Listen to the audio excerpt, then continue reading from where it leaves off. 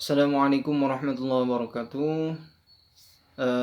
Saya di sini akan menjelaskan mengenai teori Peter Blau, yakni teori pertukaran. Teori pertukaran ini sama dengan interaksi sosial, melainkan dalam interaksi sosial ini ada suatu tujuan, yakni memperoleh ganjaran. Jadi ada daya tarik di antara kedua individu itu, di mana dalam interaksi tersebut akan memunculkan suatu ganjaran sosial mengenai struktur sosial. Ya. Kemudian adapun syarat-syarat teori pertukaran ini hanya ada dua. Yang pertama itu harus memiliki tujuan yang akan dicapai melalui pertukaran sosial. Jadi karena manusia itu saling membutuhkan antara satu dengan yang lainnya, ya. Jadi kalau ada masyarakat mungkin yang stratifikasinya rendah, kemudian ia pingin memperoleh stratifikasinya yang tinggi, ya, maka ia interaksi bersama dengan orang-orang yang struktur sosialnya lebih tinggi dari dia. Dengan tujuan apa? Dengan tujuan ingin memperoleh ganjaran yang diberikan oleh struktur sosial yang lebih tinggi itu. Kemudian syarat-syarat yang kedua yaitu perilaku harus sesuai dengan sarana yang ingin dicapai melalui pertukaran interaksi tersebut. Jadi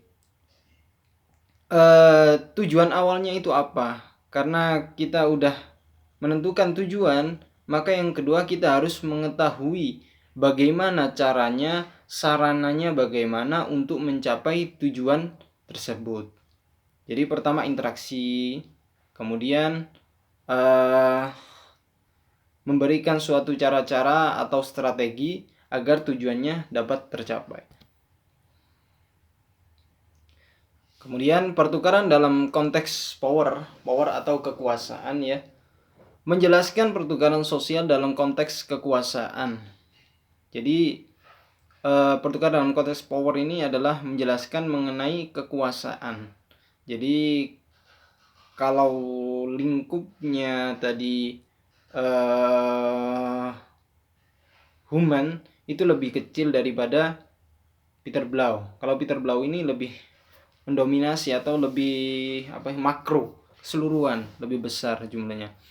Kemudian yang kedua, orang yang berstatus lebih tinggi akan menyediakan barang-barang langka. Jadi orang yang statusnya lebih tinggi itu akan menyediakan barang-barang langka, karena hanya beberapa barang yang hanya bisa dimiliki seseorang yang memiliki stratifikasi tinggi. Maka dari itu bagaimana cara dari individu lain untuk memperoleh ganjaran seperti itu.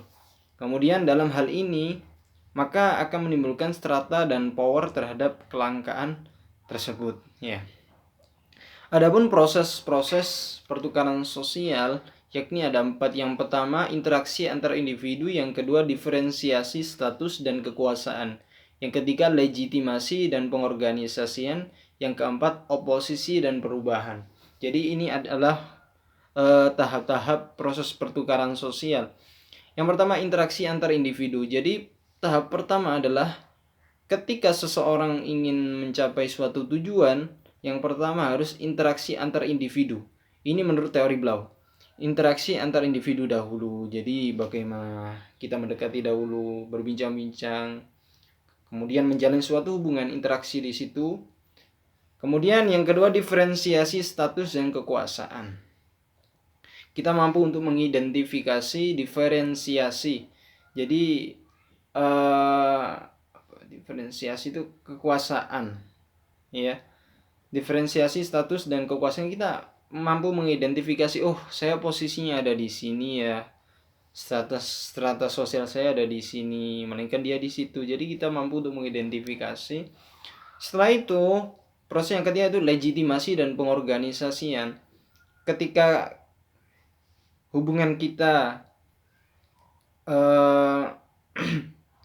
ketika hubungan kita itu udah menjalin dengan baik, maka yang terjadi adalah legitimasi.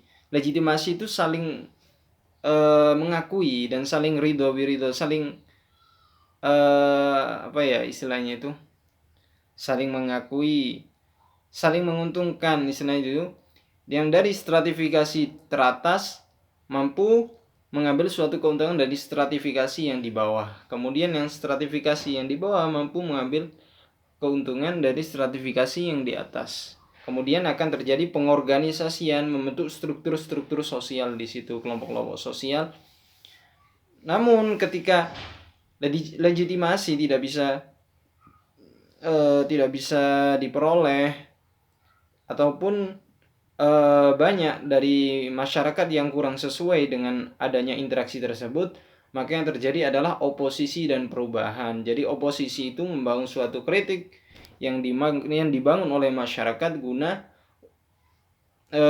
merubah pola yang sudah ada pada saat itu. Baik, mungkin itu sedikit yang saya jelaskan ya. Kurang lebihnya saya mohon maaf. Wabillahi taufiq wal hidayah wa ridwan inayah. Assalamualaikum warahmatullahi wabarakatuh.